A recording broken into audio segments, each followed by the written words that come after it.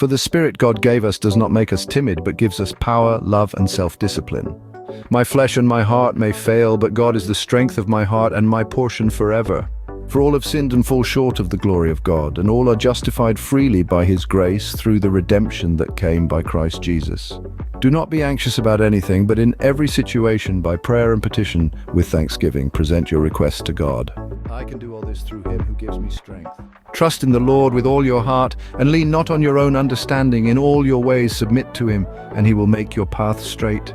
For I know the plans I have for you, declares the Lord, plans to prosper you and not to harm you, plans to give you hope and a future. Consider it pure joy, my brothers and sisters, whenever you face trials of many kinds, because you know that the testing of your faith produces perseverance. Let perseverance finish its work, so that you may be mature and complete, not lacking anything.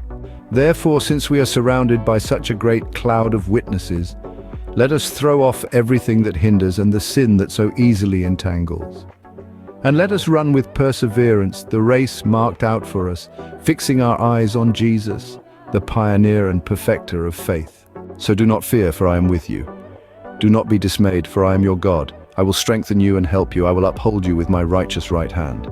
Therefore we do not lose heart, though outwardly we are wasting away, yet inwardly we are being renewed day by day.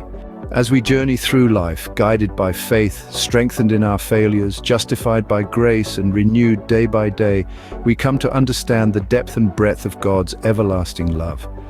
Beloved, let us love one another, for love is from God, and whoever loves has been born of God and knows God. 1 John 4:7. Love is the essence of our divine Creator, a powerful force that nourishes our spirit, heals our hearts, and uplifts our souls.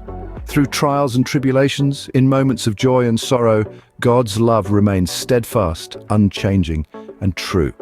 It's an eternal promise, a beacon of hope that enlightens our path and guides our steps. So let us embrace this love, let it permeate our being, let it guide our actions, and let it transform our lives. For in love we find our truest self, and in God's love we find our truest home.